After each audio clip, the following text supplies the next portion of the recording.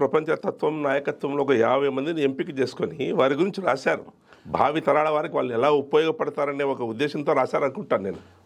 తత్వవేత్తలు దాన్ని ఫాలో చేస్తూ ప్రపంచంలో ఇప్పుడు ఒక ప్లేటో, ఒక అరిస్టాటిల్, ఒక రూసో, ఒక కార్ల్ మార్క్స్ ఇటువంటి వాళ్ళు రాసినటువంటి వాటి నుంచి మళ్ళీ ఒక లెనిన్, లేకపోతే ఒక బొలివియరో, లేకపోతే ఒక జార్జ్ వాషింగ్టనో, లేకపోతే ఒక అబ్రహాం లింకనో, లేకపోతే ఇంతమంది ఒక పార్క్ చుంగియో, లేకపోతే ఒక కెమెల్ పాషాయో, వీళ్ళందరూ ఆ దేశంలో పరిస్థితుల్ని దృష్టిలో ఉంచుకొని అక్కడ మార్పు తీసుకురావడానికి, ఆ దేశాలని ఉన్న స్థితి నుంచి ముందుకు తీసుకువెళ్ళటానికి, గతిని మార్చడానికి చేసిన కృషి ఉందే, ఇది మినిమం మనకు తెలుసుకోవాల్సిన అవసరం ఉన్నది. నేను పార్క్ చుంగి అంటే కొరియాని మనం చూస్తున్నాం. చిన్న దేశము, ఒక శాంసంగ్, లేకపోతే ఒక మామూలు కంపెనీలు కాదు, అది చిప్స్ గిప్స్, ఇప్పుడు కంప్యూటర్స్ మొత్తం అంతా కూడా అక్కడ తయారు కంపెనీల ప్రపంచంలో.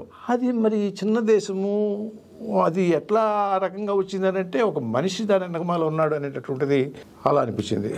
అలానే మనకి ఫ్రెంచ్ విప్లవం, రూసో, మాంటెక్స్ వాళ్ళ రచనలతోటి ప్రభావితం చెందినటువంటి ప్రపంచం అభివృద్ధి చెందించింది అనేటటువంటిది. ఇలా వాటిని నాకు తెలుసుకున్నాను.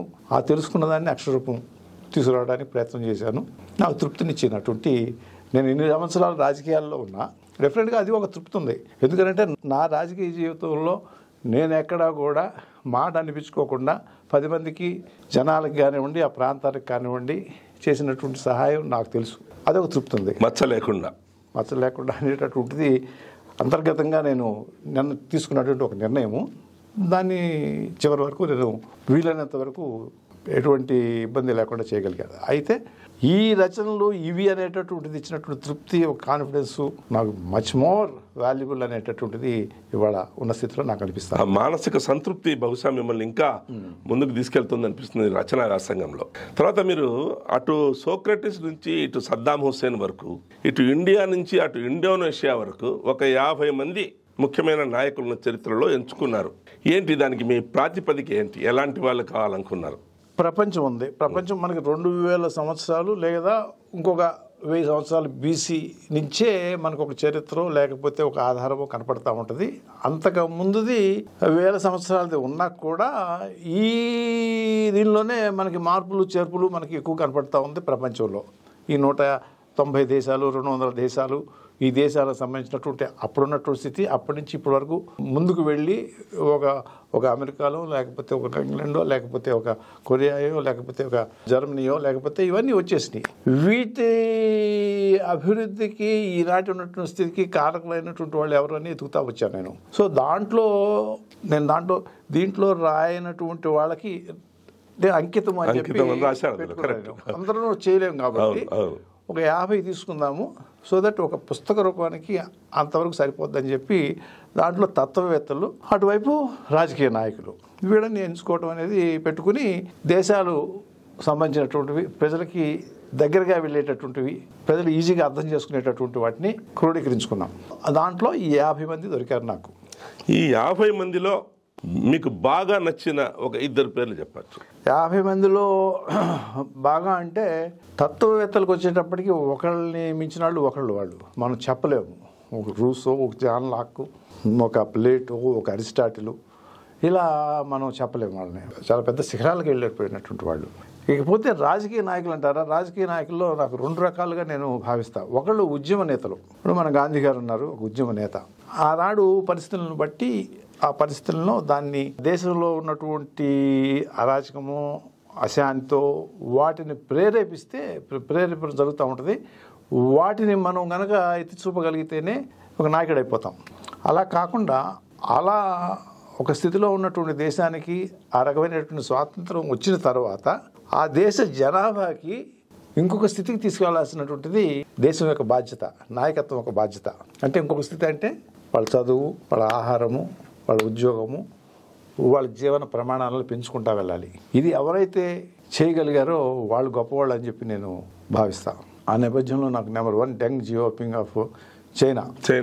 He came from a very humble origins కదండి. హంబుల్ ఒరిజిన్, చదువుకున్నాడు, కమ్యూనిస్ట్ పార్టీ, ఆయన మావో అనుచరుడు.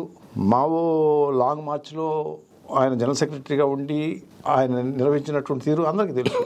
అయినప్పటికీ మావో అధికారంలోకి వచ్చిన తర్వాత మావో ఆలోచనలు లీప్ ఫార్వర్డ్ అని ఒకటి, తర్వాత కల్చరల్ రెవల్యూషన్, ఇవన్నీ ఆయనకి నచ్చనటువంటి పరిస్థితుల్లో విభేదిస్తున్నటువంటి నేపథ్యంలో ఆయన్ని ఒక చిన్న ఫ్యాక్టరీలో మారుమూల గ్రామంలో ఆయనకి ఒక సైకిల్ ఇచ్చి ఒక ఫ్యాక్టరీలో ఒక వర్కర్గా పంపించారు. అటువంటి వ్యక్తి మళ్ళీ 70 సంవత్సరాలప్పుడు మావో చివరి కాలంలో చౌవన్లై ఆయనకి ప్రధానిగా ఉండేవారు. మావో ఈ చౌవన్లై చెప్పడం వల్ల అతనిని మళ్ళీ తీసుకొచ్చుకున్నారు. తర్వాత మావో చనిపోయారు. తర్వాత ఆయన 70 సంవత్సరాలు అప్పటికి. అప్పుడు వచ్చి ఆ దేశంలో ఆ దేశం కూడా ప్రపంచంలో భారతదేశము చైనాలో ఉన్నటువంటి ప్రజానీకం అత్యధికం, కోట్లలో ఉన్నటువంటి. అండ్ వాళ్ళ స్థితిగతులు ఏంటి? ఆహారం కూడా లేనటువంటి స్థితి. మావో గారు ఎంత రెవల్యూషన్ చేసి ఎంత ఆహారం చేసినా కూడా చివరి పరిస్థితి ఏంటి? జనాలు పూర్గా ఉన్నారు. ఆ దించి వాడు ప్రపంచంలో నెంబర్ 1 అమెరికాతో పోటీ పడేటటువంటి స్థితిలో ఉన్నటువంటి దేశంగా ఆర్థిక వ్యవస్థని బిల్డప్ చేయడం అనేటటువంటిది ఎంత నిబద్ధత కావాలి, ఎంత ఆలోచన కావాలి, ఎంత శక్తి కావాలి ఒక వ్యక్తిగా అనేది చూస్తే ఆశ్చర్యకరమైనటువంటి వ్యవహారము. Merit cannot be ignored. మళ్ళీ ఆయన has come back and has taken the reins. వచ్చి ఆయన ఏం చెప్పాడు? మళ్ళీ ఎంత చక్కగా చెప్పాడు. మావోయే మా లీడర్ అన్నాడు. మావో ఫోటోయే ఉండాలన్నాడు. నా ఫోటో ఎక్కడ నేను చనిపోయిన తర్వాత కూడా ఉండాల్సిన అవసరం లేదు అన్నాడు అని ఆయన మొదలుపెట్టినటువంటి ఆ ఆర్థిక విధానము ప్రపంచం అంతా కూడా ఆశ్చర్యం చేసేటటువంటి విధంగా వాళ్ళ స్టాండర్డ్స్ పెరిగిపోయినాయి. వాళ్ళ ప్రపంచంలో ప్రతి ఏది చేసినా ఇప్పుడు ఎలక్ట్రికల్ కార్స్ చూడండి, లేకపోతే టెక్నాలజీకి సంబంధించినటువంటి విషయాలు కానివ్వండి, చైనాని తట్టుకోవడం చాలా కష్టం అని చెప్పి అందరూ అనుకుంటున్నారు. ఆ స్థితికి తీసుకురావడానికి అతను ఆర్థిక విధానం ఒక దేశము 2 విధానాలు అని చెప్పాడు. మావే మళ్ళీ లీడర్ అన్నాడు. కమ్యూనిజమే ఉండాలన్నాడు. తియాన్మెన్ స్క్వేర్లో ప్రజాస్వామ్యం అని గగ్గోలు పెట్టి చేసినటువంటి దాన్ని ఉక్కు పాదంతో నలిపేశాడు. చాలా నేర్పుగా చేశాడు. ఈ నేపథ్యంలో నేను చెప్పేది ఏంటంటే, ప్రపంచ దేశాలలో మనకి కమ్యూనిజము, సోషలిజము, దాని క్యాపిటలిజము, దాని రాచరికము, ఇలా కొన్ని పాలనా పద్ధతులు, అదే నా ప్రపంచ దేశాలు పాలనా వ్యవస్థలు అనే పుస్తకానికి సంబంధించినటువంటి దానిలో ఎన్నుకుని చేశాను. ఇక నాకు ఇవన్నీ చూసిన తర్వాత అదే ఇది కమ్యూనిజము ఉంటేనే మొత్తం అంతా కూడా అభివృద్ధి చెందుతుంది. పాలనా సౌష్ఠవం అల్టిమేట్ రిజల్ట్ ఆఫ్ పాలనా ఈజ్ సౌష్ఠవం అనేది ఒక సిద్ధాంతం వల్ల సాధ్యం అనేది కరెక్ట్ కాదు. ఎక్కడికక్కడ బేరీజ్ వేసుకోవాలి. ఆ దేశ పరిస్థితులు, ఆ దేశ ప్రజానికం, ఆ దేశ ఆర్థిక వ్యవస్థ దృష్టిలో పెట్టుకుని అక్కడ డెవలప్ చేసుకోవాలి. అలా చైనా అనేటటువంటిది కమ్యూనిస్ట్ దేశం ఉండి కమ్యూనిస్ట్ సిద్ధాంతమే అని చెప్పి మరి ప్రజాస్వామ్య దేశాల కంటే కూడా ఎక్కువ అభివృద్ధి తీసుకొచ్చాడు. అంటే ఆ దేశానికి సరిపోయింది. అదే దాన్ని మళ్ళీ ఇంకో చోట అంటే నేను కాదు. అదే అమెరికా ఉంది. అమెరికా ప్రజాస్వామ్యం దేశము నెంబర్ 1గా ఉంది. ఆ దేశానికి చెల్లుబాటు అయ్యింది. అలానే ఇప్పుడు సింగపూర్ ఉంది. నాకు రెండో వ్యక్తి సింగపూర్, లీ క్వాన్ యూ. ఓకే, 50 లక్షల జనాభా ఉన్నది. మంచినీళ్ళు కూడా లేనటువంటి దేశం అది 50 సంవత్సరాల క్రితము. ఆ దేశాన్ని తీసుకొచ్చి నెంబర్ 1 ఏషియాలో టైగర్ అని చెప్పి ఫస్ట్ వరల్డ్ కంట్రీస్ సరసన పెట్టినటువంటి లీ క్వాన్ యూ అంటే ఎంత నేర్పరితనం ఉండాలి, ఎంత చాకచక్యం ఉండాలి, ఎంత సమర్థత ఉండాలి. వాళ్ళ ఆర్థిక పరిస్థితిని వాళ్ళు చూసుకుంటే గొప్పగా ఉంది. ఆయన ఏం చేశాడు? లీ క్వాన్ యూ చదువుకున్నాడు బాగానే. ఆయన రాగానే ముందు అందరూ ఇంగ్లీష్ నేర్చుకోవాలన్నాడు. తర్వాత పత్రికా రంగాన్ని పిలిచాడు. ఇంకా ఫారిన్ ప్రెస్ని, నేను నా దేశానికి మీరు ఏదన్నా ఇబ్బంది కలిగే విధంగా కనుక రాసినట్లయితే నాకు మీరు అక్కర్లేదు, ఈ దేశాన్ని విడిచి వెళ్ళిపోండి, ఫస్ట్ డోంట్ రైట్ ఎనీథింగ్ అని పత్రికా రంగాన్ని అంత నియంత్రణ చేశాడు.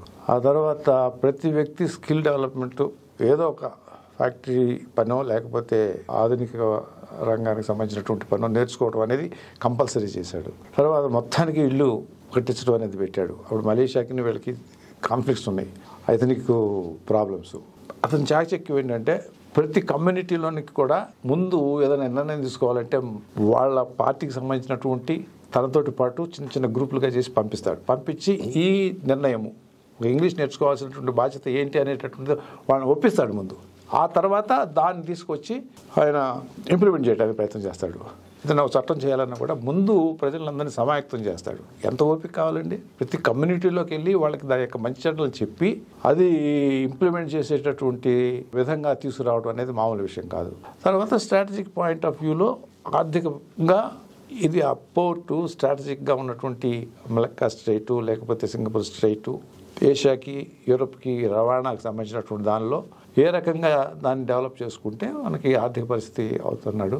తర్వాత బయట నుంచి పరిశ్రమలు తీసుకొచ్చాడు, ప్రతి వాళ్ళని అక్కడ పెట్టాలన్నాడు, వాటిలో వీళ్ళందరికీ ఉద్యోగాలు ఇప్పించాడు.